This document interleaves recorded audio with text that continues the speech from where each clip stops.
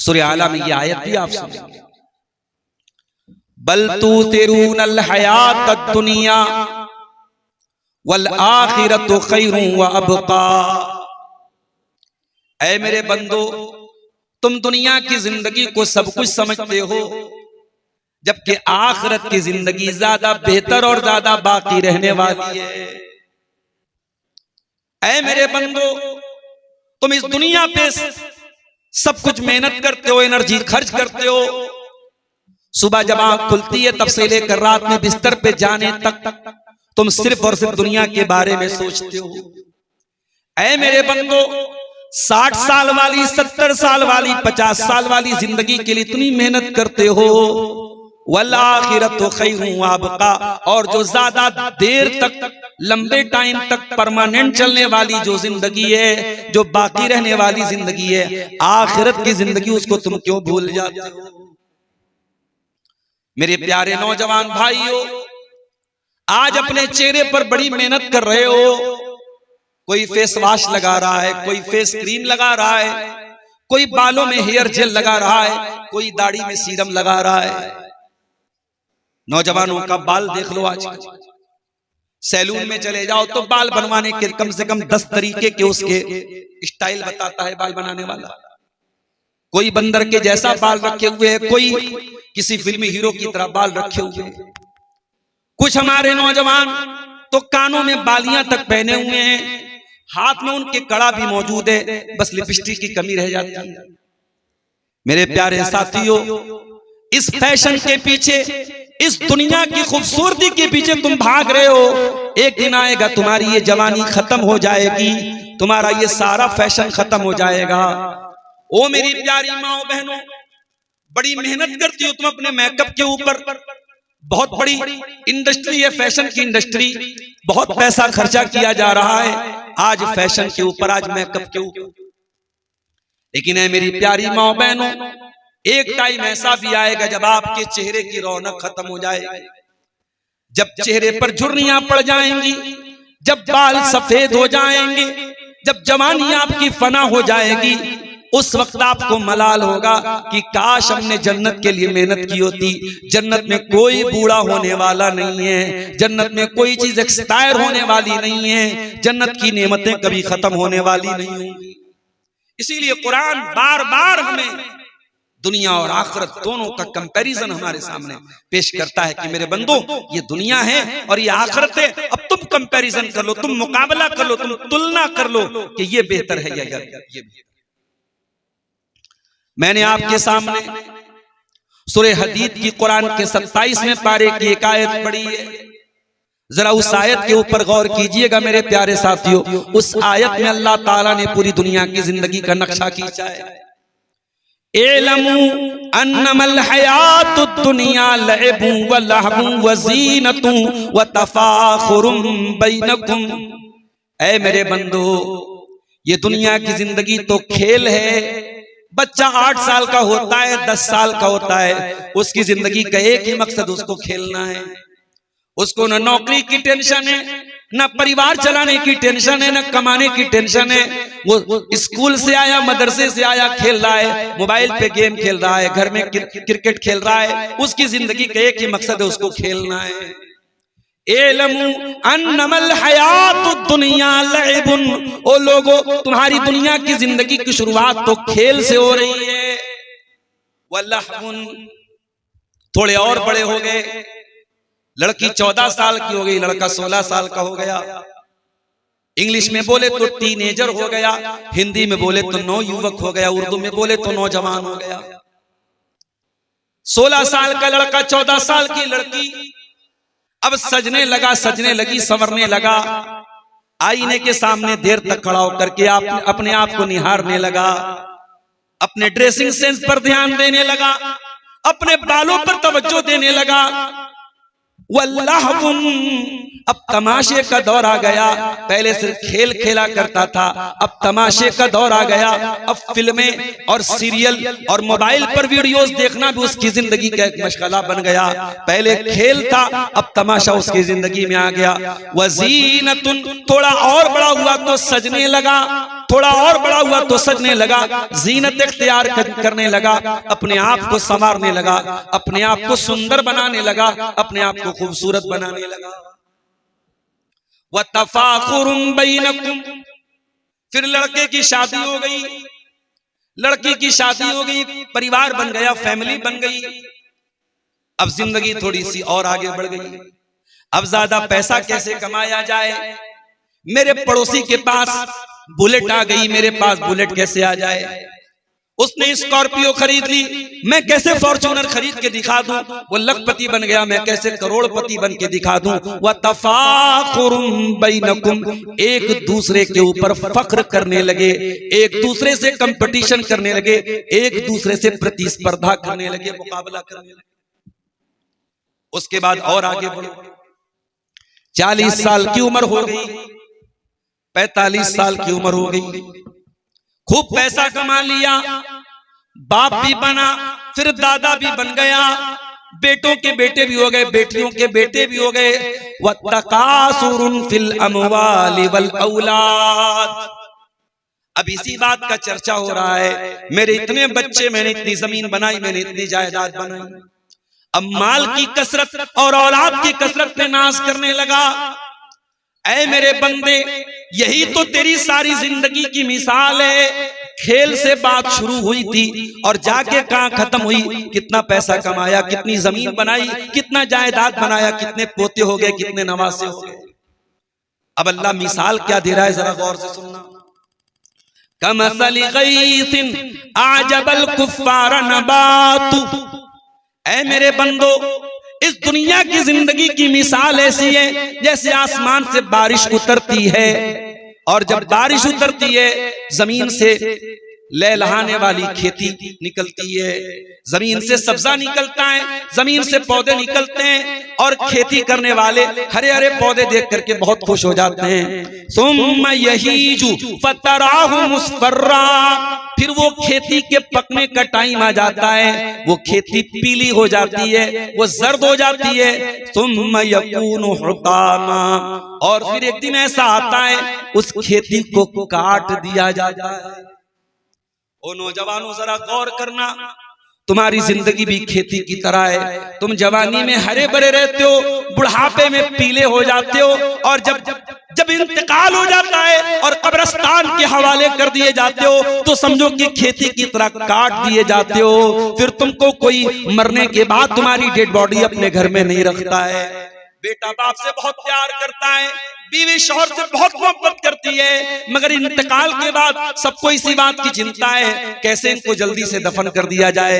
कब्र खोदने वाले को बुलाया गया, कब्र खोदने वाला आके कब्र खोद रहा है। बार बार पूछा जा रहा है, ऐ कब्र खोदने वाले कितना टाइम लगेगा? उसने बोला 4 घंटे लगेंगे। 4 घंटे के हिसाब से ऐलान कर दिया गया, फला साहब का इंतकाल हो गया है, असर के बाद मिट्टी पड़ेगी, मगरिब के बाद मिट्टी पड़ेगी। ओ लोगों, हमने मरने के बाद 24 घंटे का वेट भी न किया, हमने देखा कब्र को तैयार करने में कितना समय लगेगा, और उसी के हिसाब से हमने मिट्टी का ऐलान कर दिया। वो लोगों, जरा मौत के ऊपर गौर करो, ये मौत हमें बता रही है तुम यकूनु हुतामा, जिस तरीके से दुनिया में हरी भरी खेती को एक दिन पक जाना है और पकने के बाद कट जाना है। ऐ इंसान, ऐ जवानी पर नाश करने वाले इंसान, ऐ अपने आप को स्मार्ट और हैंडसम कहने वाले नौजवान, ऐ अपने आप को ब्यूटीफुल कहने वाली लड़कियों, वो इंस्टाग्राम पर अपनी तस्वीरें डालने वाली लड़कियों, वो सोशल मीडिया पर अपने वीडियोस डालने वाली मेरी बहनों, ओ मोबाइल पर स्नैपचैट पर तरह तरह के फिल्टर से सेल्फी लेने वाली मेरी बहनों, ये खूबसूरती एक दिन खत्म हो जाएगी। ये फाउंडेशन तुम्हें हमेशा काम नहीं देगा, ये लिपस्टिक तुम्हें हमेशा काम नहीं देगी, ये फेस पाउडर तुम्हें हमेशा काम नहीं देगा। ये खूबसूरती एक दिन खत्म हो जाए, मर गया, सारी खूबसूरती खत्म है, सारी ताकत खत्म है। दुनिया में कपड़ा बदलने में बड़ा टाइम लगाया करता था, आज मरने के बाद इतना बेबस और कमजोर हो चुका है कि कैंची लेकर उसकी आस्तीन को काटा जा रहा है, उसके कपड़े को उसके बदन से। इस लायक भी वो नहीं कि अपना कपड़ा खुद उतार सके, कैंची लेकर के उसके कपड़े को काट करके बर्बाद करके कपड़ा उसके बदन से निकाला जा रहा है। दुनिया में बाथरूम में नहाने जाता था, मुझको ये साबुन चाहिए, मुझको ये शैम्पू चाहिए, मुझको ये बॉडी वॉश चाहिए, मुझको ये फेस वॉश चाहिए। मैं गर्म पानी से नहाऊंगा, मैं ठंडे पानी से नहाऊंगा। ओ नहाने के लिए नखरा करने वालों, मरने के बाद तुम कोई नखरा नहीं कर पाओगे, मरने के बाद तुम ये भी नहीं कह पाओगे ओ लोगों मैं तो गीजर से नहाया करता था, मैं तो पानी गर्म करके नहाया करता था, मुझे ठंडे पानी से क्यों नहला रहे हो? मैं लाइफ बॉय से नहाया करता था, मैं लक्स से नहाया करता था, तुम बगैर साबुन के मुझको क्यों नहला रहे हो? मुझको नीम की पत्तियों से क्यों नहला रहे हो? नहलाया जा रहा है। कोई पेट दबा के इसके बदन की गंदगी को निकाल रहा है, कोई हाथों में कपड़ा लेके इसकी पाखाना की, इसकी शर्मगाह की गंदगियों की गलाजत को साफ कर रहा है, कोई इसकी नाक में रुई डाल के इसको वजू करा रहा है। ओ लोगों, इंसान कितना बेबस हो गया, इंसान कितना कमजोर हो गया। अपनी मौत पर अगर गौर करे, अपनी लाश पर अगर गौर करे, अपने अंजाम पे गौर करे तो शायद दुनिया की रंगीनियों में इतना खो ना जाए। नहलाने के बाद वो इंसान, वो लड़की जिसकी अलमारी उसकी ड्रेसेस से भरी हुई थी, जिसके पास बहुत सारी फ्रॉक थी, लहंगा था, साड़ियां थी, हाय हाय आज मरने के बाद उसे सफेद कलर के एक कॉटन की सूती चादर में कफनाया जा रहा है। दुनिया में बड़े बड़े ब्रांडेड कपड़े पहनने वाले, 1,000 रुपया मीटर कपड़ा पहनने वाले को भी उसी कफन का मामूली कपड़ा कफनाया जा रहा है। कोई ब्रांड यहां नहीं चलेगा, कोई डिजाइन यहां नहीं चलेगा, बगैर सिले हुए कपड़े में दोनों को कफनाया जा रहा है। ओ लोगों जरा गौर करो क्या अंजाम हमारा हो रहा है। कफना दिया गया, अब 4 लोगों के कंधे पे जनाजा उसका जा रहा है। कहां जा रहा है? कब्रिस्तान में जा रहा है। अरे मरने वाला तो करोड़पति था, बड़ी जमीनें थी, बड़ी जायदादें थी, हराम तरीके से जमीनें हासिल कर लिया करता था, सूद और ब्याज के पैसे कमा लिया करता था, दूसरों की जमीन को नाजायज कब्जा कर लिया करता था। ओ बेईमानी करने वाले इंसान, ओ चोरी करने वाले इंसान, ओ डाका डालने वाले इंसान, ओ भ्रष्टाचार करने वाले इंसान, तूने किसके लिए जमीनें बनाई, तूने किसके लिए जायदाद बनाई? सब ठाट पड़ा रह जाएगा जब लाद चलेगा बंजारा, सब छोड़ करके तुझको आज उसी 2 गज जमीन के हवाले किया जाएगा। दुनिया में ये अपनी कार से चलता था, इसकी कार जब गांव से सर पर दौड़ा करती थी, इसकी कार को देख के लोग बड़ी तारीफ किया करते थे। अरे हाजी साहब के पास तो बड़ी महंगी वाली कार है, बहुत ऊंची वाली कार है। ओ हाजी साहब, ओ सेठ जी, ओ करोड़पति साहब, आज आपकी सारी दौलत दुनिया में रह गई और आपको 4 लोगों के कंधे पे कब्रिस्तान जाना पड़ रहा है। कब्रिस्तान लेके जाया गया, कब्र में डाल दिया गया और मिट्टी डाल करके लोगों ने अपने अपने घर की राह ले ली।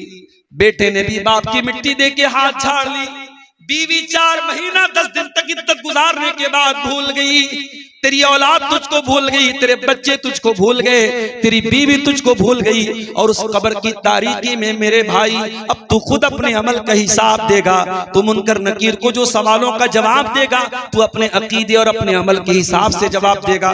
न वहां तेरे बीवी बच्चे तेरे काम आएंगे, न वहां तेरी धन दौलत तेरे काम आएगी, न वहां तेरा पावर तेरे काम आएगा।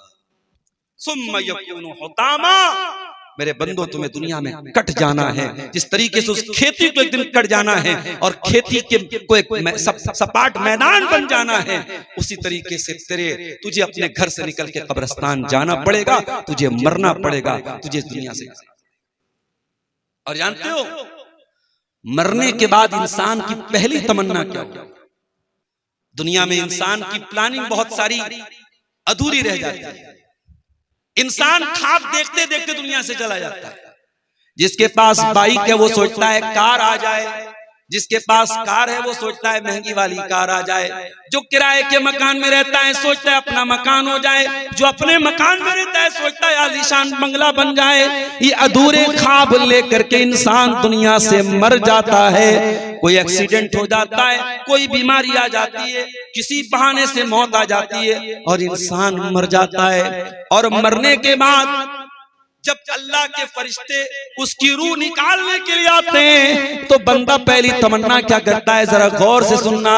अल्लाह फरमाता है हत्ता इज़ा जाअ अहदहुमुल मौत, ऐ मेरे बंदे जब तेरे पास मौत आएगी तो तेरी जबान से एक ही लफ्ज निकलेगा, क़ाल रब्बिरजिऊन, ऐ अल्लाह तू एक मौका मुझे और दे दे, ऐ अल्लाह एक चांस मुझे और दे दे, लअल्ली आमलु सालिहन फीमा तरक्तु, ऐ अल्लाह मुझे अब अपना मकान नहीं बनवाना है, मुझे लड़की की शादी नहीं करना है, मुझे बिजनेस को आगे नहीं बढ़ाना है, मुझे गवर्नमेंट जॉब का कोई चक्कर नहीं पालना है, ऐ अल्लाह थोड़ा सा मौका और दे दे, ऐ अल्लाह बड़े पाप किए थे, ऐ अल्लाह बड़े गुनाह किए थे, बहुत नाराज किया था तुझको, ऐ अल्लाह एक चांस और दे दे, मैं वादा करता हूँ लअल्ली आमलु सालिहा, ऐ अल्लाह अब मैं दुनिया में आने के बाद सिर्फ तेरी बात मानूंगा, मैं नेक अमल करूंगा, मैं तुझको राजी करने वाला अमल करूंगा, मैं कोई गुनाह नहीं करूंगा।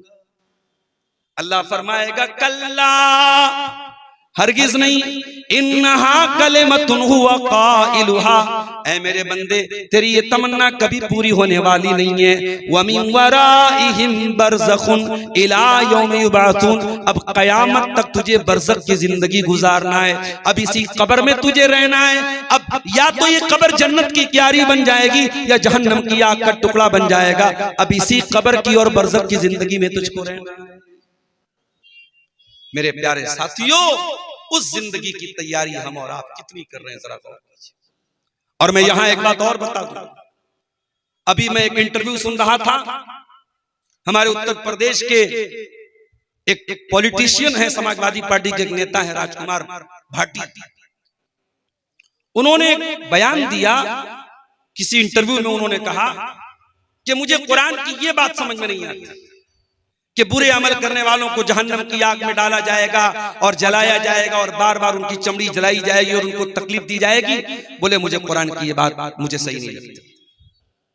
मेरे भाइयों, आज बहुत सारे लोगों को कुरान की ये बातें सही नहीं लगती या उनको समझ में नहीं आती, लेकिन आप एक बात याद रखिए, ये कॉन्सेप्ट कि इस्लाम ने जो हमें ये कॉन्सेप्ट दिया है कि कयामत आएगी, ये अल्लाह ताला के जस्टिस और इंसाफ के लिए जरूरी है कि कयामत आए। अगर कयामत का कॉन्सेप्ट न होता, दुनिया में बहुत सारे लोग गलत काम करते हैं, चोरी करते हैं, शराब पीते हैं, जिना करते हैं, मर जाते हैं, उनको उनके गुनाह की कोई सजा नहीं मिलती। बहुत सच्चे लोग, बहुत ईमानदार लोग, बहुत अच्छे लोग दुनिया से मर जाते हैं, उनकी नेकी का कोई फल उनको नहीं मिलता। अगर हम ये मानते हैं कि अल्लाह तबारक व तआला जस्टिस करने वाला है, न्याय करने वाला है, इंसाफ करने वाला है, तो फिर हमें ये मानना पड़ेगा कि एक दिन हिसाब भी अल्लाह ताला लेगा, एक दिन क़यामत भी कायम है। इसीलिए पांचों टाइम की नमाज में हम बार बार जब सूरह फातिहा पढ़ते हैं, हम क्या कहते हैं, अल्हम्दुलिल्लाहि रब्बिल आलमीन अर्रहमानिर रहीम मालिकी यौमिद्दीन। तमाम तारीफें अल्लाह ताला के लिए जो सारे जहानों का रब है, बहुत मेहरबान है, बहुत कृपा करने वाला है, मालिकी यौमिद्दीन, और हिसाब के दिन का मालिक है, बदले के दिन का मालिक है। जब तक आप ये नहीं मानेंगे, ला इलाहा इल्लल्लाह पढ़ने का कोई मतलब नहीं है मेरे प्यारे साथी। अगर हम ये मानते हैं कि इस ब्रह्मांड का, इस विश्व का कोई रचनाकार है, इस कायनात का कोई बनाने वाला है, इस क्रिएशन का कोई क्रिएटर है, इस यूनिवर्स का कोई रब है, तो हमें ये मानना पड़ेगा कि एक दिन the day of justice, the day of resurrection, the final day, the last day, कयामत का दिन आएगा और उस दिन अल्लाह तबारक व तआला बंदों को उनका हिसाब देगा। और इसी बात को अल्लाह ताला सूरह आल इमरान की आयत नंबर 185 में और क्लियर तरीके से बयान करता है, फरमाता है कुल्लु नफ्सिन ज़ाइक़तुल मौत, मेरे बंदो हर नफ्स को मरना है, व इन्नमा तुवफ़्फ़ौना उजूरकुम यौमल क़ियामा, और मरने के बाद तुम्हें क़यामत के दिन तुम्हारे अमल का पूरा पूरा हिसाब दिया जाएगा।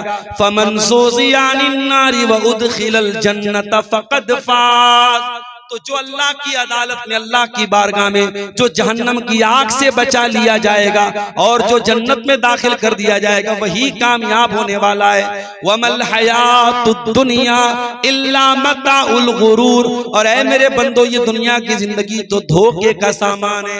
ये दुनिया धोखेबाज है, ये दुनिया बेवफा है। इस दुनिया ने आज तक किसी के साथ वफा नहीं की है। इस दुनिया ने आज तक किसी का साथ नहीं दिया है। ये है इस्लाम का कॉन्सेप्ट। और मैं ये भी क्लियर कर दूं मेरे भाई, इस्लाम आपसे ये नहीं कहता कि आप दुनिया छोड़ दीजिए। ये जितने बड़े बड़े ढोंगी घूम रहे हैं कि साहब हम शादी नहीं करते, हमें औरत की जरूरत नहीं है, ये झूठ बोलते हैं। अगर इंसान है, मर्द है और उसके अंदर मर्दानगी है तो उसको औरत की जरूरत है। इस्लाम फितरत का दीन है मेरे प्यारे साथ। इस्लाम इसीलिए शादी करने का भी हुक्म देता है। एक सहाबी जिनका नाम अब्दुल्लाह बिन अम्र बिन आस था, उनकी शादी हो गई और बीवी को बिल्कुल भी टाइम नहीं देते थे, बीवी के पास ही नहीं जाते थे। दिन में रोजा रख देते, रात में तहज्जुद पढ़ते थे। बीवी परेशान हो गई और बीवी ने अपने ससुर से कह दिया कि आपके बेटे को मुझसे कोई मतलब ही नहीं है। ससुर कौन थे? अम्र बिन आस रजी अल्लाह ताला अन्हु थे। वो अल्लाह के नबी के पास आते, अय अल्लाह के नबी मेरे बेटे को समझाइए, नई नई शादी हुई है, बीवी से कोई मतलब ही नहीं रखता है। अल्लाह के प्यारे नबी ने बुलाया, अय अब्दुल्ला अलम उखबरन्नका तसूमुन नहार व तक़ूमुल लैल। मुझे पता चला है कि तुम दिन में रोजा रखते हो, रात में तहज्जुद पढ़ते हो। हाँ अल्लाह के नबी बिल्कुल सही पता चला है। आपने फरमाया, अय अब्दुल्ला कान खोल के सुन लो, इन्ना लिज़ौजिका अलैका हक्का व इन्ना लिअयनिका अलैका हक्का व इन्ना लिज़ौरिका अलैका हक्का व इन्ना लिरब्बिका अलैका हक्का। अय अब्दुल्ला, तेरी बीवी का भी तेरे ऊपर हक है, तेरे शरीर का भी तेरे ऊपर हक है, तेरे मेहमान का भी तेरे ऊपर हक है और तेरे रब का भी तेरे ऊपर हक है। तू बीवी को उसका हक दे, तू जिस्म को उसका हक दे, तू मेहमान को उसका हक दे और तू अल्लाह ताला को उसका हक दे। ये है इस्लाम का कॉन्सेप्ट। इस्लाम हमें दुनिया छोड़ने की तालीम नहीं देता है मेरे प्यारे साथी। इसीलिए कुरान में सबसे बेहतरीन दुआ में क्या सिखाई गई? और रब्बना आतिना फिद दुनिया हसना व फिल आखिरति हसनतन व क़िना अज़ाबन्नार।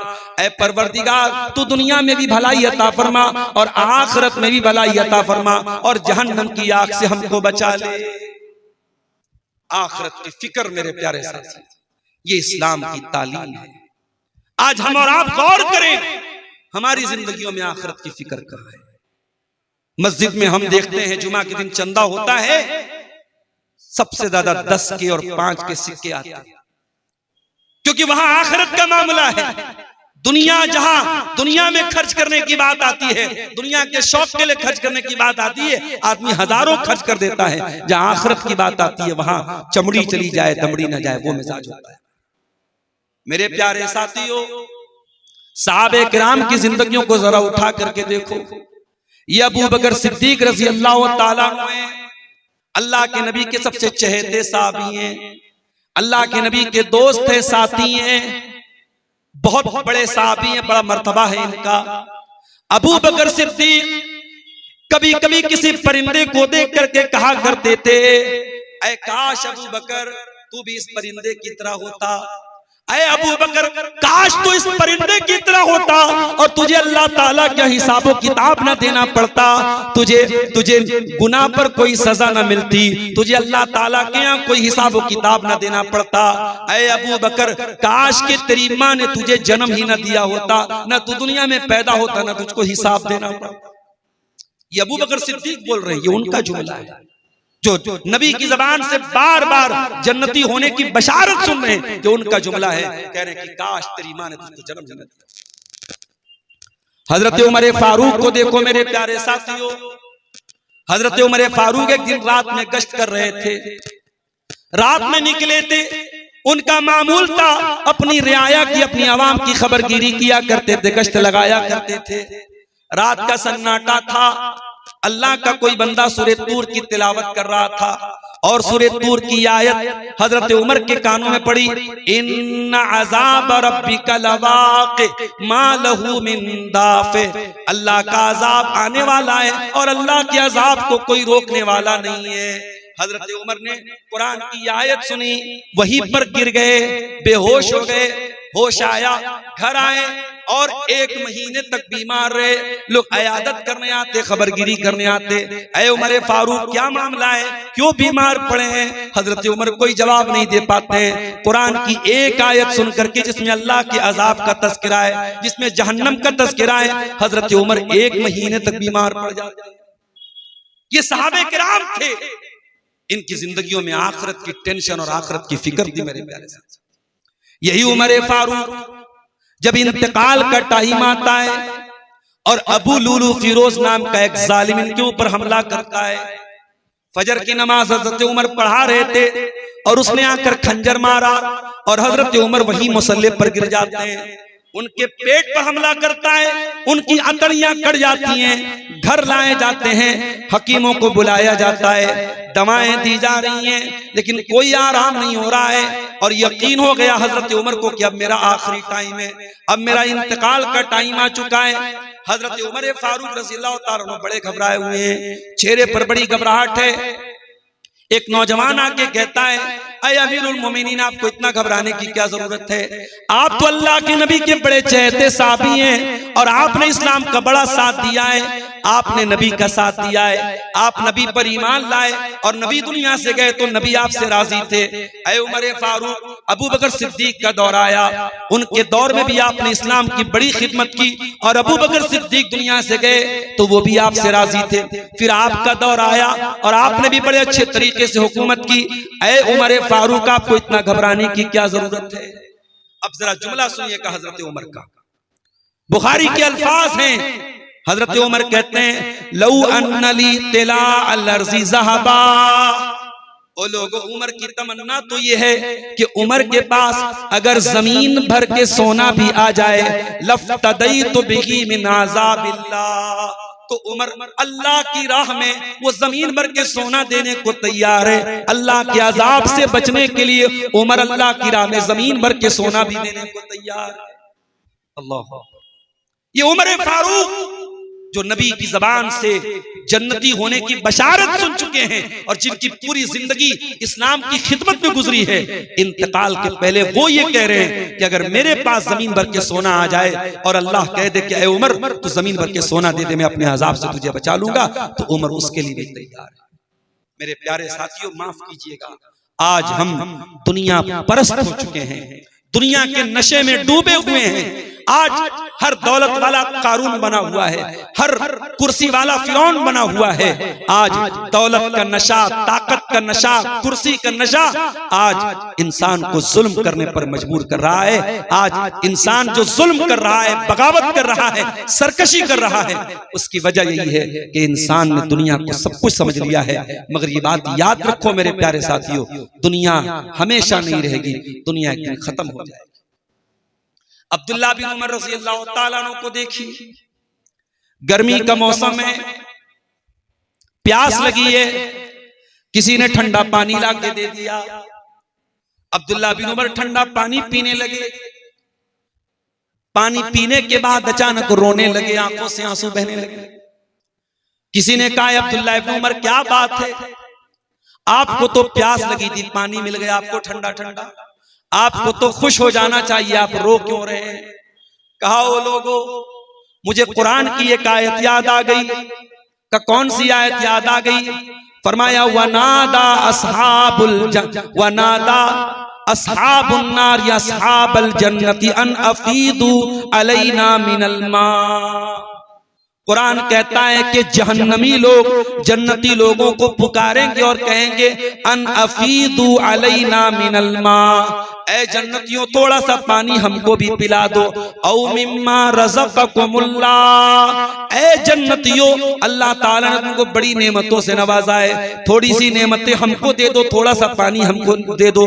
क़ालू इन्नल्लाह हर्रमहुमा अलल काफिरीन, तो जन्नती जवाब देंगे, ऐ जहन्नमियों, वी आर सॉरी, हम माजरत चाहते हैं, हम आपको ठंडा पानी नहीं पिला सकते, ये अल्लाह ताला ने आप लोगों के लिए हराम कर दिया है। अब्दुल्लाह इब्न उमर रोते हुए कहते हैं, लोगों मुझे कुरान की वही आयत याद आ रही है, आज हमें ठंडा पानी तो नसीब हो रहा है, जहन्नमियों को ये ठंडा पानी नसीब नहीं होगा। ये फिक्र थी सहाबे किराम, ये टेंशन थी कि यहां तो ठंडा पानी मिल रहा है, वहां मिलेगा कि नहीं मिलेगा। यहां दुनिया में जरा सी गर्मी हमसे बर्दाश्त नहीं होती, हम पंखा चलाते हैं, एसी चलाते हैं। अभी पटना से यहां तक मैं आया, शाम को निकला था, फिर भी बगैर एसी के कार से नहीं आए। गर्मी में हमें बेचैनी होने लगती है, हम ट्रेन से भी चलते हैं तो एसी में सफर करते हैं। क्यों? हमसे गर्मी बर्दाश्त नहीं होती है मेरे साथ। जब ये सूरज 9 करोड़ 30 लाख मील की दूरी पर है और अप्रैल का महीना भी शुरू हुआ है और हमसे गर्मी बर्दाश्त नहीं होती है। गौर करो मेरे प्यारे साथियों, जब ये सूरज 1 मील की दूरी पर आ जाएगा और पूरी जमीन तवे की तरह तप रही होगी और लोग अपने अपने अमल के एतबार से पसीने में डूबे हुए होंगे, कोई टखने तक, कोई घुटने तक, कोई कमर तक, कोई पूरा का पूरा पसीने में डूबा हुआ होगा। उस गर्मी से बचने का हमारे पास क्या इंतजाम है? कोई इंतजाम नहीं। उस गर्मी से बचने का हमारे पास कोई इंतजाम नहीं। दुनिया में कूलर है, एसी है, पंखा है, सब है। आखिरत की गर्मी से बचने का हमारे पास कोई इंतजाम नहीं। अभी रमजान का महीना खत्म हुआ, शव्वाल का महीना जैसे ही शुरू हुआ, हमने देखा मस्जिदों से नमाजी गायब हो गए, मस्जिदों से नमाजी गायब। फजर की नमाज में एक सब भी मुश्किल से आपको मिलेगी और वो भी बूढ़े और बुजुर्ग लोग मिलेंगे। नौजवानों ने तो रमजान के बाद ही मस्जिद का रास्ता ही वो भूल गए हैं मेरे साथ। मस्जिद तो बना ली शब भर में ईमान की हरारत वालों ने, मन अपना पुराना पापी था, बरसों में नमाजी बन न सका। ओ लोगों, तुम इंतजार करते हो जब लाठी हाथ में लेने का टाइम आ जाएगा तब नमाज पढ़ेंगे। अल्लाह की कसम, कयामत के दिन जब सूरज 1 मील की दूरी पर होगा, अल्लाह ताला अपने कुछ खास बंदों को गर्मी से बचाएगा, पसीने से बचाएगा, सूरज की गर्मी से बचाएगा। उन खास बंदों में वो नौजवान भी होगा, वह शाबुन नशा फी इबादतिल्लाह, वो नौजवान जिसकी जवानी अल्लाह की इबादत में गुजरी होगी। मेरे नौजवानों, जरा अपने दिल पे हाथ रख के बताओ, यहां आज दीन की बातें होती हैं, प्रोग्राम होता है, हम थोड़ी देर बैठ करके दीन की बातें सुनने को तैयार नहीं, हम कुरान और सुन्नत की बातें सुनने को तैयार नहीं है। इबादत की बात कौन करे? हमारे नौजवानों की रातें मोबाइल पर रील्स देखने में गुजर रही हैं, दिन गेम खेलने में गुजर रहे हैं, अय्याशियों में गुजर रहे हैं। नौजवान इबादत से दूर है। मेरे नौजवानों, अगर कयामत के दिन की गर्मी से बचना है तो हमें अपनी जवानी को अल्लाह की इबादत में गुजारना। मेरी प्यारी माँ बहनों, आज हराम रिलेशनशिप का फितना, आज बेहयाई का फितना भी हमारी नौजवान नस्ल को बर्बाद कर रहा है। आज ज़िनाकारी और बदकारी बड़े चरम पर है और बहुत तेजी के साथ हराम रिश्ते पनप रहे हैं, ज़िनाकारी पनप रही है।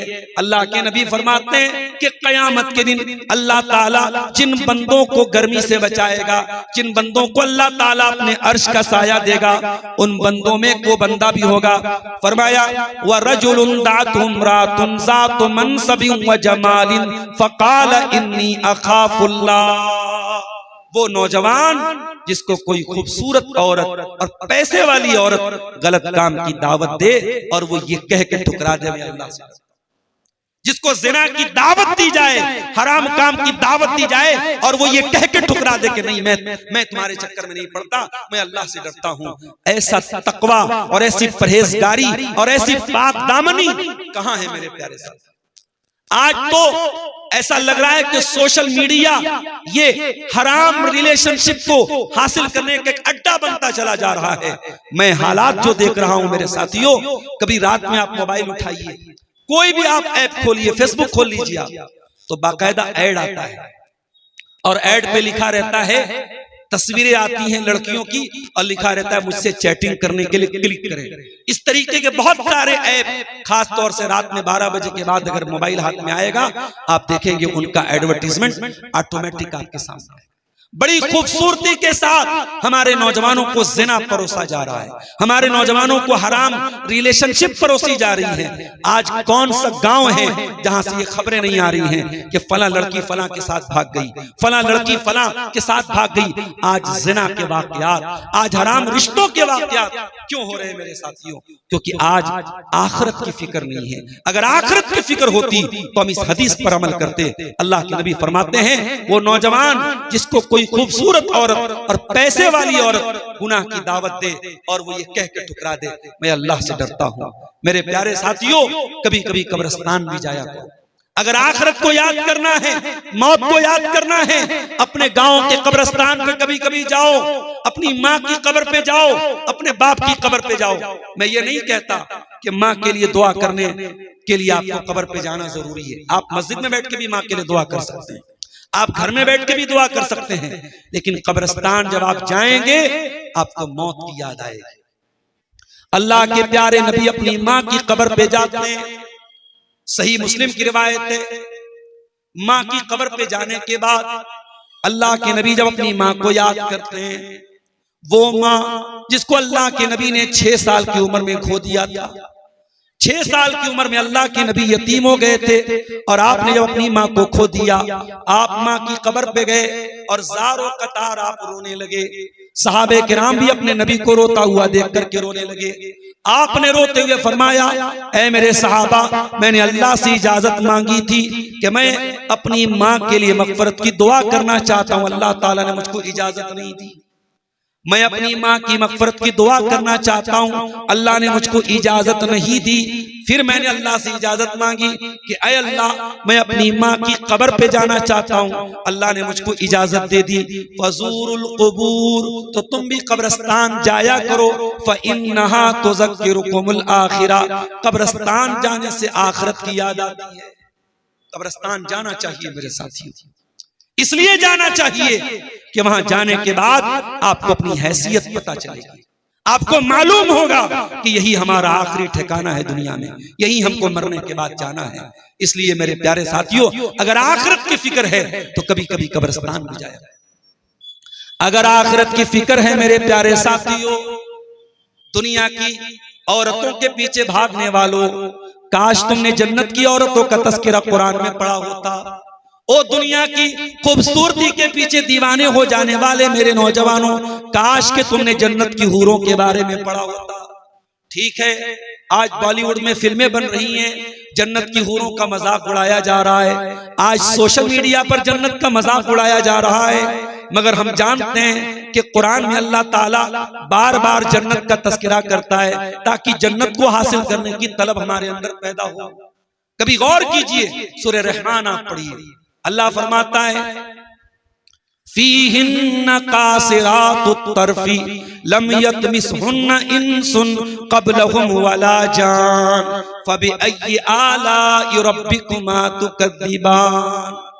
ओ लोगो, जन्नत में ऐसी खूबसूरत औरतें होंगी जो नजरें झुका करके चलने वाली होंगी और जिनको किसी इंसान ने और किसी जिन ने छुआ भी नहीं होगा।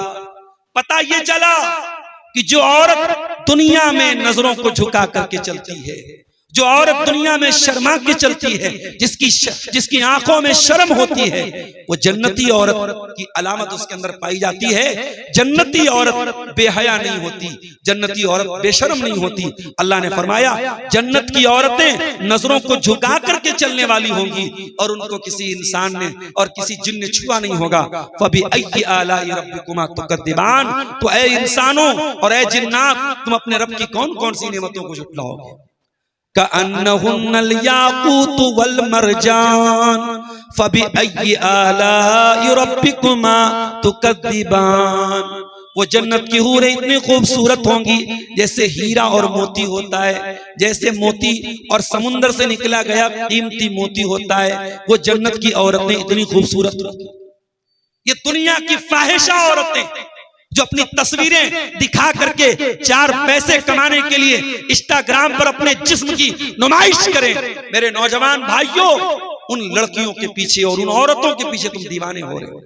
अल्लाह की कसम, काश तुमने कुरान पढ़ा होता और तुमने जन्नत की हूरों का तस्करा पढ़ा होता तो तुम्हें जन्नत की तलब तुम्हारे अंदर पैदा होती और तुम इन हराम रिश्तों से अपने दामन को बचा लेते। मेरे प्यारे साथी, अल्लाह के नबी फरमाते हैं अगर जन्नत की कोई औरत एक मर्तबा दुनिया में झांक लेगी, सिर्फ झांक लेगी, लमलअत मा बैनहुमा रिहा, तो जमीन व आसमान के दरमियान उसकी खुशबू भर जाएगी। इतनी खुशबूदार होगी जन्नत की औरत कि सिर्फ वो एक नजर डाल ले दुनिया में तो पूरी दुनिया उसकी खुशबू से भर जाएगी। वाला अदाअत मा बैनहुमा, और जमीन और आसमान उसकी रोशनी से मुनव्वर हो जाएंगे। ये जन्नत है मेरे प्यारे साथियों। और सहाबे किराम इस जन्नत की तलब में लगे रहते थे। आज माफ कीजिएगा, हम दुनिया की रंगीनियों में खो चुके हैं मेरे साथी। रमजान का महीना था, दस्तरखान लगा हुआ था, इफ्तार का टाइम था। सहाबी रसूल अब्दुर्रहमान बिन औफ रजी अल्लाह ताला जो बहुत पैसे वाले थे, करोड़पति आदमी थे। अब करोड़पति आदमी के घर का दस्तरखान कैसा होगा, अंदाजा लगाइए मेरे प्यारे साथियों। रमजान का महीना है, इफ्तार लगा हुआ है और बिल्कुल इफ्तार का टाइम हो चुका है। अब्दुर्रहमान बिन औफ उस दस्तरखान को देखते हैं, उनको जंगे ओहद का एक मंजर याद आ जाता है। अब्दुर्रहमान बिन औफ रोने लगते हैं और रोते रोते कहते हैं, ओ लोगों, मुझे ओहद का मैदान याद आ गया। ओहद के मैदान में मुसअब बिन उमैर शहीद कर दिए गए थे और मुसअब बिन उमैर जब शहीद किए गए थे, उनको जिस चादर में कफनाया गया वो चादर छोटी थी और उनकी बॉडी लंबी थी। उनका सर ढांका जाता था, पैर खुल जाता था, पैर ढांका जाता था, सर खुल जाता था। सर को ढांका गया और पैर के ऊपर इज़खिर घास डाल के उनको दफनाया गया, कफनाया गया। ओ लोगों, ये लोग तो अल्लाह वाले थे, ये लोग तो दीनदार थे। सुम्मा तकूनु हसनातुना उज्जिलत लना, फिर हम जैसे दुनियादार लोग आ गए और हम दुनिया ही में अपनी नेकियों का मजा लेने लगे। हमको दुनिया में दौलत मिल रही है, अच्छा खाना मिल रहा है, अच्छी नेमतें मिल रही हैं। इसका मतलब ये हुआ कि हम तो दुनिया ही में अल्लाह ताला की नेमतों का मजा ले रहे, पता नहीं हमें आखिरत में नसीब होंगी कि नहीं होंगी। इतना कह करके अब्दुर्रहमान बिन औफ रोने लगे और रोते रोते दस्तरखान से उठ करके चले गए। कभी आपके अंदर ये ख्याल क्यों नहीं पैदा हुआ? कभी आप जब अपने दस्तरखान पे देसी मुर्गा खा रहे हो, बेहतरीन रोटी खा रहे हो, बेहतरीन चावल खा रहे हो, उस वक्त आपको ये एहसास क्यों नहीं होता मेरे प्यारे साथियों कि काश जन्नत में भी ये नेमतें हमको मिल जाए। एक मर्तबा अल्लाह के नबी के पास एक बहुत कीमती रेशम का कपड़ा लाया गया। उस जमाने में रेशम का कपड़ा बड़ा कीमती होता था, आज भी बड़ा कीमती होता है। मैं बनारस का रहने वाला हूं और बनारस में कपड़े का कारोबार होता है। हमसे बेहतर कौन बता सकता है कि रेशम की क्या कीमत होती है। रेशमी कपड़ा आज भी, इसको अंग्रेजी में सिल्क बोलते हैं, वो बड़ा कीमती कपड़ा माना जाता है। वो जब रेशमी कपड़ा आया और सहाबे किराम उस कपड़े को छू करके कि इतना सॉफ्ट है, इतना मुलायम है, उसकी तारीफ करने लगे। अल्लाह के नबी ने फरमाया कि ओ लोगो, इस कपड़े को देख करके तुम बहुत ज्यादा खुशी मना रहे हो, तुम्हें ये लग रहा है कि ये कपड़ा बड़ा कीमती है। लमनादिलो साद इब्न मुआज़ फिल जन्नति खैरुम मिन हाज़ा। ऐ मेरे सहाबा, जन्नत में साद बिन मुआज़ के जो रूमाल होंगे, उनके हाथों में जो रूमाल होगा, जो दस्ती होगी, वो भी इससे बेहतर होगी। यानी दुनिया का बेहतरीन से बेहतरीन कपड़ा जन्नत के रूमाल के बराबर भी नहीं हो सकता। एक सहाबी का नाम लेके अल्लाह के नबी ने फरमाया कि साद बिन मुआज़ को जो रूमाल दिया जाएगा जन्नत में, वो भी इससे बेहतर होगा। मेरे प्यारे साथियों, आज दुनिया के अच्छे कपड़े, अच्छी सवारी, अच्छे मकान के पीछे जब हम भागते हैं तो हम जन्नत के बारे में क्यों नहीं सोचते हैं मेरे साथी? हम दुनिया की तकलीफों में जहन्नम की तकलीफों को क्यों याद नहीं करते? हजरत रुबैया बिन खैसम को देखो, उन्होंने अपने घर में एक नकली कब्र बनाई हुई थी। जब उनको ये लगता कि दुनिया मुझको धोखा देने की कोशिश कर रही है, वो अपनी नकली बनाई हुई कब्र में जाके लेट जाते थे और ये तसव्वुर करते थे मैं मर गया हूं, और कुरान की आयत को पढ़ने लगते थे, रब्बिरजिऊन लअल्ली आमलु सालिहा। ऐ अल्लाह, मुझे एक मौका और दे दे, मैं वादा करता हूं मैं नेक अमल करूंगा। और फिर उस कब्र से बाहर निकल के आ जाते और कहते ऐ अल्लाह तेरा शुक्र है, अभी तूने मुझको मौत के हवाले नहीं किया है, अभी मैं जिंदा हूं, अभी मैं नेक अमल कर सकता हूं। मेरे प्यारे साथियों, जब तक ये सांस चल रही है, जब तक दिल की धड़कन चल रही है, अल्लाह से तौबा कर लो मेरे भाइयों, अल्लाह से माफी मांग लो। फिर तौबा करने का टाइम नहीं मिलेगा, फिर माफी मांगने का टाइम नहीं मिलेगा। रात का सन्नाटा जब हो जाए, अपने घर जाओ और वजू करके अल्लाह की बारगाह में हाथ फैला करके अपने गुनाहों को याद करके अल्लाह के सामने अपने गुनाहों को याद करके चंद आंसू बहा लो मेरे साथ। अल्लाह की कसम, अल्लाह के खौफ से बहने वाला आंसू अल्लाह को बड़ा महबूब है। अल्लाह के नबी फरमाते हैं लैसा शैउन अहब्बु इलल्लाहि मिन क़त्रतैन, अल्लाह ताला को दो कतरे बहुत ज्यादा पसंद हैं। क़त्रतु दुमूइन मिन खशियतिल्लाह, एक अल्लाह के खौफ से बहने वाला आंसू का कतरा, और एक अल्लाह की राह में बहने वाला खून का कतरा। अल्लाह के खौफ से बहने वाला आंसू का कतरा भी मेरे प्यारे साथियों अल्लाह ताला को बहुत पसंद है। उस्मान गनी को देखो, नबी के दामाद हैं, नबी की दो दो बेटियां इनके निकाह में आई हैं। अल्लाह के प्यारे नबी बार बार उस्मान गनी को जन्नत की बशारत भी सुना चुके हैं। उस्मान गनी जब किसी कब्र के पास से गुजरते थे, जब किसी कब्रस्तान के पास से गुजरते थे, ज़ारो कतार और रोने लगते थे, आंखों से आंसुओं की झड़ी लग जाती थी। किसी ने पूछा ऐ उस्मान गनी क्या बात है, जन्नत की बातों पे आप इतना नहीं रोते हैं, जहन्नम की बातों पे आप इतना नहीं रोते हैं, लेकिन कब्रस्तान को देख के रोने लगते हैं, कब्र को देख करके रोने लगते हैं। उस्मान गनी कहते हो लोगों, मैंने अल्लाह के प्यारे नबी को फरमाते हुए सुना था इन्नल कब्रा अव्वलु मंजिलिन मिन मनाजिलिल आखिरा, बेशक कब्र आखिरत की पहली मंजिल है, जिसने इस मंजिल को पार कर लिया उसके लिए आगे की मंजिलें आसान है। कभी गौर करो मेरे साथ, कभी तन्हाई में बैठ के सोचो कि कब्र में हमारे साथ क्या होगा, कभी अकेले में, कभी बंद कमरे में कब्र की तारीकी के बारे में तसव्वुर करो। अभी मैं 2 दिन पहले झारखंड के सफर पे गया था। हमारे ड्राइवर साहब बड़े माहिर ड्राइवर हैं, पटना के रहने वाले हैं। हम लोग एक जगह से गुजरे, वहां चारों तरफ जंगल ही जंगल था और रात का टाइम था, रात के 2 बज रहे थे। मैं सो रहा था, ड्राइवर साहब ने मुझको उठाया, कहा मौलाना साहब जरा दाएं बाएं देखिए कैसा मंजर है, दोनों तरफ जंगल ही जंगल और रात के 2 बज रहे हैं। ड्राइवर साहब हमारे बताने लगे कि शेख साहब मुझे तो पसीना छूट गया, मुझे तो ऐसा खौफ का, क्योंकि 20-25 किलोमीटर तक सिर्फ जंगल ही जंगल था। ऐसे में अगर कोई आ जाए सामने और कोई लूट मार कर दे, मारपीट कर दे, कौन सुनेगा। हम एक जंगल से गुजरते हैं, हमारे पास मोबाइल भी है, हमारे पास कार भी है, हमारे पास भागने के 1000 रास्ते हैं, मगर वो तन्हाई का आलम हमें डरने पर मजबूर कर देता है मेरे साथ। कभी गौर कीजिए, जब हम और आप अपनी कब्रों में जाएंगे, सारे घर वाले हमें मिट्टी के हवाले करके चले जाएंगे। उस कब्र में हमारे साथ जो होगा हमें अकेले फेस करना है। और ये भी याद रखिए, आप जितने भी नेक और अल्लाह वाले बन जाएं, कब्र आपको जरूर दबोचेगी। अल्लाह के नबी की हदीस है कि अगर कब्र किसी को न दबोचती तो 7 बिन मुआज को न दबोचती, लेकिन 7 बिन मुआज को भी कब्र ने दबोचा और थोड़ी देर दबोचने के बाद छोड़ दिया। इसका मतलब कि इंसान कितना ही नेक क्यों ना हो, कब्र में जाएगा तो कब्र उसको थोड़ी देर के लिए जरूर दबोचेगी मेरे साथ। अब जरा सोचिए कि कब्र जब दबोचेगी तो हमारा आलम क्या होगा। और ये 7 बिन मुआज कौन है? कोई मामूली सहाबी नहीं है। इनका इंतकाल हुआ तो 70,000 फरिश्ते इनके जनाजे में आए। इनका जनाजा बहुत हल्का था। सहाबा ने पूछा, अल्लाह के नबी इनका जनाजा इतना हल्का क्यों है? आपने फरमाया इनके जनाजे को फरिश्तों ने उठाया। 70,000 फरिश्ते इनके जनाजे में थे। और ये 7 बिन मुआज वो सहाबी हैं जिनके इंतकाल पर अल्लाह ताला का अर्श हिलने लगा था।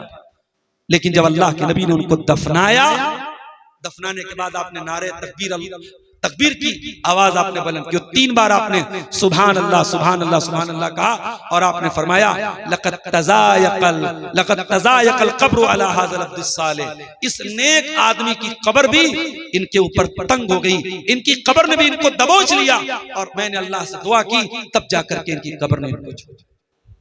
मेरे प्यारे साथियों, अगर साद इब्ने मुआज़ रज़ी अल्लाह ताला अन्हु की कब्र उनको दबोच रही है तो यकीनन हमारी कब्र भी हमको दबोचेगी। मेरे प्यारे साथियों, शायर कहता है हाथों से अपने तूने दफनाए कितने मुर्दे, आंखों से तूने अपने देखे जनाजे कितने, हाथों से अपने तूने दफनाए कितने मुर्दे, अंजाम से तू फिर भी क्यों इतना बेखबर है, दुनिया के ए मुसाफिर मंजिल तेरी कब्र है।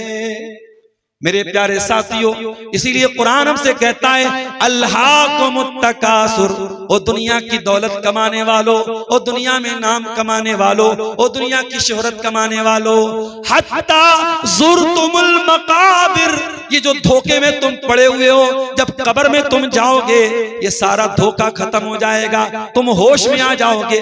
हत्ता ज़ुरतुमुल मकाबिर, जब तुम कब्र में जाओगे तब तुम्हारी आंखें खुलेंगी। इसलिए मेरे प्यारे साथियों, हम और आप इन तमाम आयतों और हदीसों की रोशनी में हम ये गौर करें कि हमारे अंदर आखिरत की फिक्र कितनी है, और आखिरत की अगर फिक्र होगी मेरे प्यारे साथियों तो ऑटोमेटिक इंसान गुनाहों से बचेगा। जब इंसान के दिल में ये एहसास हो जाए कि मुझे अल्लाह को जवाब देना है तो इंसान गुनाहों से बचेगा। इसीलिए अल्लाह फरमाता है फ़अम्मा मन खाफ़ मक़ाम रब्बिही व नहन नफ्स अनिल हवा फ़इन्नल जन्नत हियल मअवा, जो इंसान अल्लाह के सामने खड़ा होने से डर गया और जिस इंसान ने अपनी ख्वाहिशात को कंट्रोल कर लिया, जन्नत उसका ठिकाना बन जाएगी। अल्लाह के नबी फरमाते हैं कयामत का दिन होगा, बंदा अपने रब के सामने खड़ा होगा, बंदा अपने रब से बात करेगा, कोई ट्रांसलेटर नहीं होगा, कोई अनुवादक नहीं होगा, डायरेक्ट बंदा अपने रब से बात करेगा। बंदा दाएं तरफ देखेगा उसे अपने गुनाह नजर आएंगे, बाएं तरफ देखेगा उसे अपने गुनाह नजर आएंगे, सामने देखेगा जहन्नम की आग नजर आएगी। फत्तकुन्नार, अल्लाह के नबी फरमाते हैं कि ऐ मेरे सहाबा, जब मामला इतना खतरनाक है तो तुम जहन्नम की आग से बचने का इंतजाम करो, वलो बिशिक्की तमरा, अगरचे अल्लाह की राह में तुम्हें खजूर का टुकड़ा ही दे करके अपने आप को बचा सकते हो तो बचा लो, जहन्नम की आग से बचने का इंतजाम करो। मेरे साथ आज दुनिया में हम ये देखते हैं कि मामूली सी कहीं आग लग जाए तो भगदड़ मच जाती है, और दुनिया की आग से 70 गुना ज्यादा खतरनाक जहन्नम की आग होगी। और जहन्नम की आग इतनी खतरनाक होगी कि वहां जहन्नम ही का बिछौना होगा, जहन्नम ही का ओढ़ना होगा, और जहन्नम में आग का लिबास होगा। और उस जहन्नम की आग जब जलाएगी मेरे प्यारे साथियों, तो कुरान कहता है कुल्लमा नज़िजत जुलूदुहुम बद्दलनाहुम जुलूदन गैरहा लियज़ूक़ुल अज़ाब। ऐ मेरे बंदो, जब हम तुम्हें जहन्नम की आग में जलाएंगे, एक बार जलाएंगे, और जब तुम्हारी चमड़ी जल जाएगी हम दोबारा नई चमड़ी चढ़ा देंगे, हम बार बार जलने की तकलीफ तुमको महसूस कराएंगे। कुल्लमा नज़िजत जुलूदुहुम बद्दलनाहुम जुलूदन गैरहा लियज़ूक़ुल अज़ाब। जहन्नम की आग बार बार जलाएगी और बार बार जलने की तकलीफ का एहसास तुमको कराएगी। मेरे प्यारे साथियों, दुनिया की आग में जरा सी एक चिंगारी हमारे बदन पे लग जाए तो हम उस पे मलहम लगाते हैं, उस पे हम ऑइंटमेंट लगाते हैं, उस पे हम क्रीम लगाते हैं कि जलने का निशान हमारी बॉडी पर ना आ जाए। जरा सोचो, दुनिया की आग से 70 गुना ज्यादा खतरनाक जहन्नम की आग होगी, और वो खूबसूरत चेहरों को जला करके बदसूरत बना देगी। अल्लाह ने फरमाया तल्फहु वुजूहहुमुन नार, जहन्नम की आग जहन्नमियों के चेहरों को जला करके राख कर देगी। वहुम फीहा कालिहून, और दुनिया के बड़े हैंडसम, बड़े खूबसूरत लोग जहन्नम की आग में जाने के बाद बदसूरत बन जाएंगे। मेरे प्यारे साथियों, आज हालात के हिसाब से हम तैयारी करते हैं, गैस सिलेंडर की कमी है तो लोग पहले से गैस सिलेंडर घर में रख रहे हैं। पता नहीं हालात, अभी जंग चल रही है ईरान और इस्राइल की, हालात क्या होंगे, पहले से गैस सिलेंडर हमारे घर में आ जाए। आज इंसान दुनिया की मामूली मुसीबत को देख करके आगे की प्लानिंग करता है, आगे की तैयारी करता है। मेरे प्यारे साथियों, हम अपनी दुनिया की जिंदगी के लिए इतनी प्लानिंग करते हैं, हम आखिरत के लिए कोई प्लानिंग क्यों नहीं करते।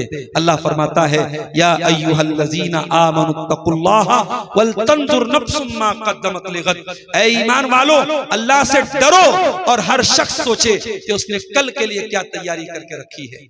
मैं बनारस का रहने वाला हूं, आपके बीच में आया हूं, मैं सुबह निकल जाऊंगा। जाहिर सी बात है, मैं आपके यहाँ तकरीर करने और प्रोग्राम में शिरकत के लिए आया हूँ, एक मुसाफिर की तरह आया हूँ और सुबह निकल जाऊंगा। मैं यहाँ बसने के लिए नहीं आया हूँ। जब इंसान कहीं मुसाफिर के तौर पे जाता है तो उतनी ही चीजें लेके जाता है जितनी जरूरत है। मुझे एक दिन का सफर करना हो और मैं पूरी अटैची भर के 10-20 जोड़े कपड़े लेके जाऊं, दुनिया कहेगी बड़ा बेवकूफ आदमी है, सफर तो एक दिन का है और ये पूरी अटैची भर के 20-20 जोड़े कपड़े लेके जा रहा है। हम अपने सफर के हिसाब से अपनी तैयारी करते हैं। मेरे प्यारे साथियों, हम भी आखिरत के सफर पे जा रहे हैं। इस दुनिया में हम सफर की तैयारी कर रहे हैं, और कौन सा सफर? आखिरत का सफर है। और आखिरत में जहां हमको जाना है वो हमारा परमानेंट ठिकाना होगा। दुनिया में तो हम परदेसी और मुसाफिर की तरह आए हैं। इसीलिए अल्लाह के प्यारे नबी ने अब्दुल्लाह इब्न उमर का कंधा पकड़ के कहा था, कुन फी दुनिया का अन्नका गरीब। अय अब्दुल्ला, दुनिया में ऐसे जिंदगी गुजारो जैसे एक परदेसी जिंदगी गुजारता है, और आबिरु सबील, जैसे मुसाफिर जिंदगी गुजारता है। और अब्दुल्ला इब्न उमर ने जब नबी की ये हदीस सुनी तो वो कहा करते थे कि अपनी तंदुरुस्ती की हालत में अपनी बीमारी की तैयारी कर लो, अपनी जिंदगी की हालत में अपनी मौत की तैयारी कर लो। सुबह हो जाए तो शाम का इंतजार मत करो, शाम हो जाए तो सुबह का इंतजार मत करो। मेरे साथियों, आज हमारी जिंदगी को देख के तो ऐसा नहीं लगता कि हमें मरना है। हम तो ऐसे जिंदगी गुजार रहे हैं जैसे हमेशा हमें यही रहना है। नहीं मेरे प्यारे साथियों, जिंदगी ऐसे गुजारो जैसे कल मर सकते हो। जब रात में शैतान आपको मोबाइल पर कोई गलत चीज करने पर उभारे तो अपने नफ्स से कहो कि अगर इसी हालत में हार्ट अटैक आ गया, इसी हालत में दिल की धड़कन रुक गई और सांसों की डोर थम गई और मौत आ गई तो क्या अंजाम होगा। ये गाना सुनते हुए, ये वीडियो देखते हुए, ये इंस्टाग्राम की रील देखते हुए अगर मर गए, अल्लाह को क्या मुंह दिखाएंगे। अल्लाह के नबी फरमाते हैं, कुल्लु अब्दिन युबअसु अला मा माता अलैहि, बंदा जिस हालत में मरेगा उसी हालत में कयामत के दिन उठाया जाएगा। इसीलिए जो इंसान हज करने जाता है, अगर हज के दौरान उसकी मौत हो जाए, अल्लाह के नबी ने फरमाया उसे अलग से कोई कफन मत कफनाओ, उसी एहराम की चादर में उसे कफना दो। क्यों? फ़इन्नहु याती यौमल क़ियामति मुलब्बियन, जो लब्बैक लब्बैक कहते हुए मरा है, जो हज करते हुए मरा है, जो उम्रा करते हुए मरा है, कल कयामत के दिन उठेगा, लब्बैक लब्बैक कहता हुआ उठेगा, उम्रा की हालत में उठेगा, एहराम की हालत में उठेगा। मेरे प्यारे साथियों, जब रात में कोई गलत काम करने पर शैतान आपको उभारे तो आप नबी की ये हदीस याद कर लो कि उसी हालत में अगर मर गए तो हमारा अंजाम क्या होगा। मेरे अजीजों, आखिरत की ये फिक्र अगर पैदा हो जाए तो ऑटोमेटिक इंसान गलत कामों से बचेगा। आज जितनी चोरी हो रही है, जितनी बेईमानी हो रही है, जितना ज़िना हो रहा है, जितने नशे की दुकानें चल रही हैं, क्यों चल रही हैं? क्योंकि इंसान को ये एहसास नहीं है कि उसे अल्लाह के सामने जवाब देना है। इसीलिए अल्लाह कुरान में कहता है, वैलुल लिल मुतफ्फिफीन, बर्बादी है नाप तौल में कमी करने वालों के लिए। अल्लज़ीना इज़ा क़ालू अलन नासी यस्तौफून, जब सामान लेने जाते हैं तो पूरा पूरा लेते हैं। वइज़ा क़ालूहुम औ वज़नूहुम युक्सिरून, और जब सामान देने का नंबर आता है तो डंडी मारते हैं। जब आप अपना हक लेने जाए पूरा पूरा ले, तनख्वाह लेने जाए पूरी पूरी ले, और ड्यूटी करने जाए तो ड्यूटी में चोरी करें, काम में चोरी करें। ये बेईमानी, ये करप्शन, ये भ्रष्टाचार क्यों है? अल्लाह फरमाता है, अला यज़ुन्नु उलाइका अन्नहुम मबऊसून। ऐ चोरी करने वालों, ऐ बेईमानी करने वालों, ऐ डंडी मारने वालों, क्या तुम्हें इस बात का डर नहीं है कि तुम्हें मरना है और मरने के बाद अल्लाह के पास जाना है? यौम यक़ूमुन नासु लिरब्बिल आलमीन, वो बहुत बड़ा दिन होगा, वो कयामत का दिन होगा, और उस दिन तुम अल्लाह के सामने खड़े हो जाओगे। मेरे प्यारे साथियों, दुनिया का हर पावरफुल, हर ताकतवर ये बात याद रखे कि उसके ऊपर भी एक पावर वाला है। दुनिया में पावर का गलत इस्तेमाल करने वाली ताकतें, अपनी कुर्सी और इक़्तिदार का गलत इस्तेमाल करने वाली ताकतें, ये बात याद रखें, अल्लाह का इंसाफ एक दिन आने वाला है मेरे साथ। आज इस्राइल की पार्लियामेंट में कानून पास हुआ कि फलस्तीन के जितने लोगों के खिलाफ इस्राइल की अदालत में केस चल रहा है और जिनके ऊपर ये इल्जाम है कि उन्होंने किसी आतंकवादी और दहशतगर्दी के काम को अंजाम दिया है, इस्राइल की पार्लियामेंट में आज कानून लागू हुआ, उनको सजाए मौत दी जाएगी। अब इसका अंजाम समझते हैं आप कि जो फलस्तीनी इस वक्त इस्राइल की कैद में हैं, उनको एक तरफ से वो सजाए मौत दे देंगे, वो इस कानून की रोशनी में उनके पास अधिकार आ गया कि वो उनको सजाए मौत दे सकते हैं। लेकिन ये बात याद रखिए कि कोई भी जालिम अगर दुनिया में जुल्म कर रहा है, अल्लाह कहता है कि वमा रब्बुका वमल्लाहु बिगाफिलिन अम्मा तामलून, अल्लाह गाफिल नहीं है जालिमों के जुल्म से। अल्लाह जालिमों को मोहलत दे सकता है, ढील दे सकता है, मगर जालिम की जिस दिन अल्लाह ताला पकड़ करेगा, अल्लाह उस दिन छोड़ेगा नहीं। इन्न कैदी मतीन, अल्लाह की तदबीर बहुत मजबूत है। इसलिए मेरे प्यारे साथियों, अगर गुनाह के बावजूद अल्लाह आपको नवाज रहा है, दौलत दे रहा है, पैसा दे रहा है, ताकत दे रहा है, अल्लाह की ढील का नाजायज फायदा न उठाओ। मेरी प्यारी माँ और बहनों, अगर कोई हराम काम करने के बाद भी आपकी जिंदगी अच्छी गुजर रही है, धोखा न खाना, अल्लाह की ढील से धोखा न खाना। इन्न बत्श रब्बिका लशदीद, अल्लाह की पकड़ बड़ी सख्त है, अल्लाह का अजाब बड़ा कठोर है। और जिस दिन अल्लाह का अजाब आएगा और अल्लाह की पकड़ आएगी, फिर इंसान के पास बचने का कोई रास्ता नहीं होगा। इसलिए मेरे प्यारे साथियों, फिक्र आखिरत ये सबसे जरूरी चीज है। दुनिया की फिक्र तो हर आदमी कुछ ना कुछ करता है, लेकिन असल चीज ये है कि इंसान आखिरत की फिक्र करे। और आखिरी आयत पढ़ के मैं बात खत्म करूंगा, क्योंकि अब रात ज्यादा हो रही है और आप हजरात धीरे धीरे मुंतशिर भी हो रहे हैं। एक आखिरी बात कि अल्लाह ताला ने कारून को एक नसीहत की थी, और जो कारून को जो नसीहत की गई है, दुनिया में हर इंसान इस नसीहत को अपने लिए समझे। ये नसीहत मेरे लिए भी है, ये आपके लिए भी है। अल्लाह ने क्या फरमाया, वब्तगि फीमा आताकल्लाहु दारल आखिरा। ऐ कारून, अल्लाह ताला ने तुझको जो दौलत दी है, इस दौलत के जरिए तू आखिरत की तैयारी कर। वला तंसा नसीबक मिनद दुनिया, ऐ कारून, दुनिया में जो तेरा हिस्सा है, दुनिया में जो तेरा हक है, तू उसका भी ख्याल कर, तू उसको भी मत भूल, लेकिन असल तैयारी तू आखिरत की कर। हमारा असल ठिकाना आखिरत है, हम वहां की तैयारी करें, वहां के लिए मेहनत करें। मेरे प्यारे साथियों, आज एक दूसरे से कंपटीशन हो रहा है, जमीन के लिए, जायदाद के लिए, धन के लिए, दौलत के लिए। कुरान कहता है वसारिउ इला मग़फ़िरतिन मिन रब्बिकुम व जन्नतिन अर्दुहा अस्समावातु वल अर्द। अरे मुकाबला करना है तो अल्लाह की जन्नत के लिए मुकाबला करो।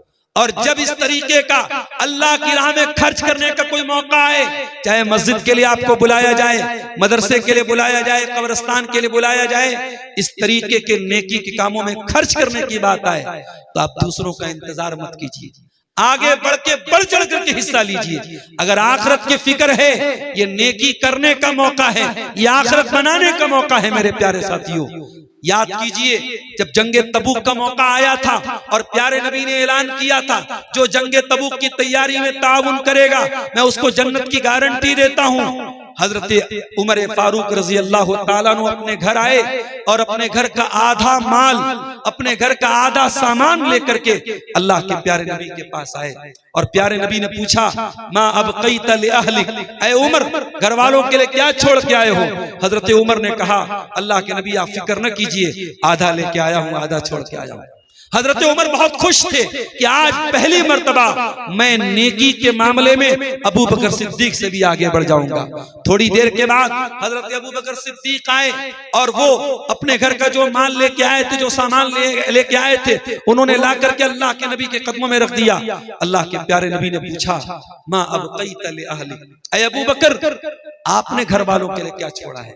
हजरत अबू बकर सिद्दीक ने कहा, अब क़ैतु लहुमुल्लाह व रसूला, ऐ अल्लाह के नबी, मैंने घर वालों के लिए अल्लाह को छोड़ा है और उसके रसूल को छोड़ा है, मैंने माल नहीं छोड़ा है, मैं सारा माल लेके आया हूँ। आज इस्लाम को मेरे माल की जरूरत है, मैं माल बचा के क्या करूंगा, मैं सारा माल लेके आया हूँ। ये अबू बकर सिद्दीक थे, ये उनके दिल में आखिरत की फिक्र थी। मेरे प्यारे साथियों, जिसके दिल में आखिरत की फिक्र होगी वो जरूरत पड़ेगी आखिरत के लिए अपना सब कुछ कुर्बान कर देगा, क्योंकि वहां की का सुख हमेशा का सुख है और वहां का दुख हमेशा का दुख है। दुआ है रब्बुल आलमीन से, इलाल आलमीन हमें दुनिया की भलाई के साथ साथ आखिरत की भलाई भी परवरदिगार हम सबको अता फरमाए, हमारे दिलों में आखिरत की फिक्र पैदा फरमाए, आखिरत की तैयारी की हम सबको तौफीक अता फरमाए। बिलखुसूस हमारे नौजवानों को और हमारी माँ बहनों को अल्लाह ताला हर किस्म की बुराई से उनकी हिफाजत फरमाए। जब तक हम दुनिया में जिंदा रहें, इस्लाम पर हम जिंदा रहें और हमारा खात्मा ईमान पर हो। आमीन। व आखिर दावाना अनिल हम्दुलिल्लाहि रब्बिल आलमीन। वस्सलामु अलैकुम व रहमतुल्लाहि व बरकातुहू। वालेकुम अस्सलाम वरहमतुल्लाहि वबरकातुहू। जज़ाकुमुल्लाहु खैरन व अहसन।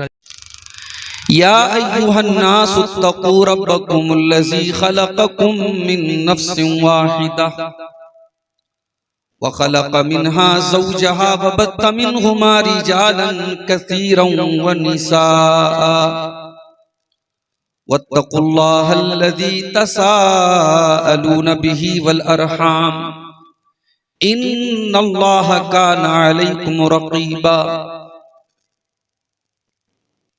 या अय्युहल्लज़ीना आमनुत्तक़ुल्लाह व क़ूलू क़ौलन सदीदा युस्लिह लकुम अअमालकुम व यग़फिर लकुम ज़ुनूबकुम व मन युतिइल्लाह व रसूलहू फ़क़द फ़ाज़ फ़ौज़न अज़ीमा। अम्मा बाद फ़इन्न खैरल हदीस किताबुल्लाह व खैरल हदी हदी मुहम्मदिन सल्लल्लाहु अलैहि वसल्लम व शर्रल उमूरि मुहदसातुहा व कुल्ल मुहदसतिन बिदअह व कुल्ल बिदअतिन दलालह व कुल्ल दलालतिन फिन्नार। अऊज़ु बिल्लाहि मिनश शैतानिर रजीम। बिस्मिल्लाहिर रहमानिर रहीम। इअलमू अन्नमल हयातुद दुनिया लअबुन व लहवुन व ज़ीनतुन व तफ़ाखुरुन बैनकुम व तकातुरुन फिल अमवालि वल औलाद कमथलि गैथिन अअजबल कुफ़्फ़ार नबातुहु थुम्म यहीजु फ़तराहु मुस्फ़र्रा थुम्म यकूनु हुतामा व फ़िल आख़िरति अज़ाबुन शदीदुन व मग़फ़िरतुन मिनल्लाहि व रिज़वान।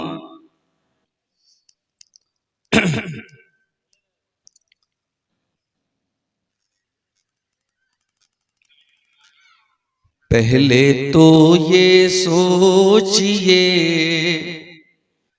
पहले तो ये सोचिए मैं किस कदर बीमार हूँ और फिर मरने को गोया अब तो मैं तैयार हूँ। बाद उसके सोचिए मैं मर गया रोते हैं सब, मेरे मरने की खबर सुन कर जमा होते हैं सब। मुझको तख्ते पर लिटाया और नहलाने लगे, फिर कफन कुछ लोग मिलकर मुझको कफनाने लगे। अब मुझे सब देखते हैं आखिरी दीदार है, सबके दिल में हसरतें हैं, सबके दिल में प्यार है। अब जनाजा है मेरा तैयार ले जाने लगे, अहले खाना को मेरे कुछ लोग बहलाने लगे। लाके मैयत को मेरी मस्जिद के बाहर रख दिया और फिर मेरा जनाजा सबने मिलकर पढ़ लिया। अब मुझे कुछ लोग कब्रस्तान ले जाने लगे, फिर वो कब्रस्तान जाकर मुझको दफनाने लगे। कल तलक अपने थे जो वो आज बेगाने लगे, सब अंधेरे में मुझे जब छोड़ कर जाने लगे। कब्र में अब मैं हूँ तन्हा, पास है मुनकर नकीर, जानिबे हक से ये गोया आए हैं बनकर सफीर। अब उन्होंने जो किया मुझसे असर कोई सवाल, पास तो कुछ भी नहीं इस बदअमल के जुज मलाल। फिर ये सोचे हश्र का मैदान कायम हो गया, रोज़े महशर अदल का मीज़ान कायम हो गया। मैं खड़ा हूँ एक तरफ है खौफ से हालत बुरी, क्या दिखाऊंगा मैं सूरत है बुरी सीरत बुरी।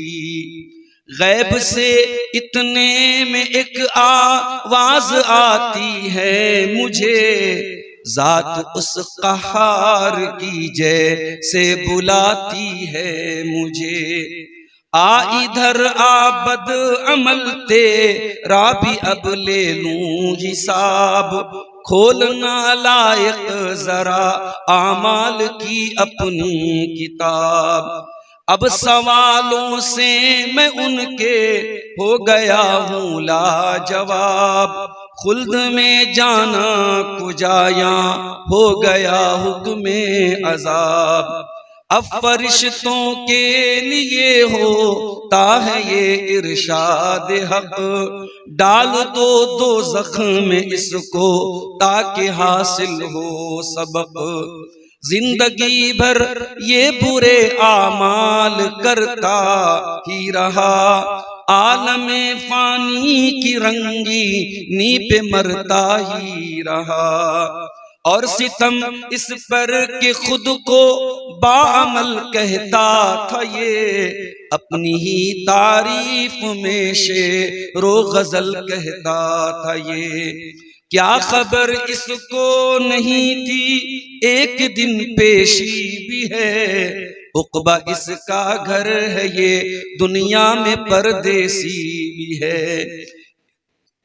इसने अपनी आक़िबत तो खुद ही कर ली है तबाह, सुन के ये बातें झुकी है शर्म से मेरी निगाह। लोग सारे देखते हैं मुझ जलीलो खार को, खासिरो बदबख्त को बदकार को लाचार को। अब सिवाए हसरतो अफसोस के क्या कीजिए, ऐ असर इस बात को हर रोज सोचा कीजिए। ऐ असर इस बात को हर रोज सोचा कीजिए। मोहतरम उलमाए किराम, बुजुर्गों और दोस्तों, नौजवान साथियों, माओ और बहनों, प्यारे बच्चों, बलहद्दरपुर सुपौल बिहार का ये प्रोग्राम हमारे अजीज दोस्त शेख कौसर तस्नीम हफिज़हुल्लाह ने बहुत पहले इस प्रोग्राम की तारीख ली थी और आज हस्बे वादा अल्लाह की तौफीक से मैं आपके दरमियान पहुंचा। मुझे नहीं लगता कि मैं ताखिर से पहुंचा हूं। पटना से 300 किलोमीटर का सफर बाई रोड कम से कम 5 घंटे तो लग ही जाते हैं। 6 बजे के करीब हम लोग पटना से निकले थे, 11 बजे मैं गांव में दाखिल हो गया। तो ताखीर तो नहीं हुई, हो सकता है आपके प्रोग्राम के शेड्यूल के हिसाब से कुछ ताखीर हुई हो। बहरहाल ये प्रोग्राम कब्रिस्तान की तौसी के लिए, उसके ताउन के लिए मुनक्किद हुआ है। मुझसे पहले जो बंगला जुबान के मुकर्रिर थे, उन्होंने अपने अंदाज में आपसे चंदे की अपील भी की और आप हजरात ने उनके हाथ पे चंदा दिया भी है। मैं भी आप तमाम हजरात से अपील करता हूं, माओ बहनों से भी गुजारिश करता हूं कि जलसे का जो असल मकसद है कि आप हजरात इस कब्रिस्तान के लिए अपना अपना ताउन पेश करें, ताकि दुनिया में एक मोमिन के मरने के बाद, एक मुसलमान के मरने के बाद जो दुनिया में उसका आखिरी ठिकाना है कब्र, उसके ताल्लुक से जो जगह होती है जिसको हम कब्रिस्तान बोलते हैं और हमारी बुनियादी जरूरतों में से वो चीज होती है, और जाहिर है कि ये एक किस्म का सदक़ा जारिया होता है। और जो लोग भी कब्रिस्तान की तौसी में और उसकी जमीन में हिस्सा लेते हैं, इंशाअल्लाह वो एक दायमी अजर व सवाब उनको मिलता रहता है। तो मैं आप तमाम हजरात से गुजारिश भी करूंगा कि आप हजरात जलसे के इस असल मकसद को भी सामने रखेंगे और बढ़ चढ़ करके आप ताउन करेंगे। अल्लाह ताला आप सब की नेकियों को कबूल फरमाए।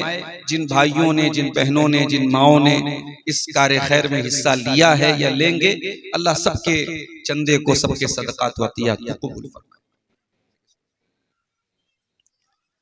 मेरे भाइयों, मुझे मौजू दिया गया है फिक्र आखिरत। फिक्र का मतलब होता है टेंशन, सोच, जिसको हिंदी में कहते हैं चिंता। और आखिरत से मुराद इस दुनिया के बाद की दुनिया। आखिरत का मतलब ही होता है बाद वाली जिंदगी।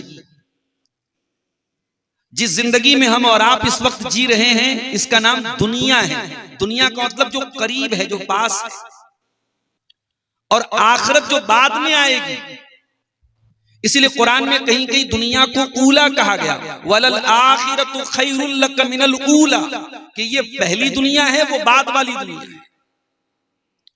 शरीयत हमें ये सोच देती है कि हम अपनी दुनिया की जिंदगी को परमानेंट ना समझें। ये दुनिया की जिंदगी परमानेंट नहीं है, ये हमेशा नहीं रहेगी। इस दुनिया की खूबसूरती, इस दुनिया की जवानी, इस दुनिया की ताकत, इस दुनिया का पावर, इस दुनिया की कोई भी चीज परमानेंट नहीं है। इस दुनिया को फना है, इस दुनिया को खत्म हो जाना है। कुल्लु मन अलैहा फान व यबका वजहु रब्बिका ज़ुल जलाली वल इकराम। इस रूए जमीन पर तमाम जानदारों को फना होना है।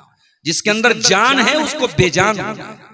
अगर बाकी रहने वाला कोई चेहरा है, बाकी रहने वाली कोई जात है, वह यबका वजहु रब्बिका ज़ुल जलाली वल इकराम, वो जलाल वाले और इज्जत वाले अल्लाह का चेहरा है, उसकी जात बाकी रहेगी। इसीलिए बार बार कुरान करीम में अल्लाह ताला हमको तंबीह करता है कि कहीं तुम दुनिया की जिंदगी को सब कुछ मत समझ लेना। कल जुमा का दिन है, आप हजरात मस्जिद में जुमा पढ़ने जाएंगे, इमाम साहब पहली रकात की सूरह आला पढ़ाएंगे।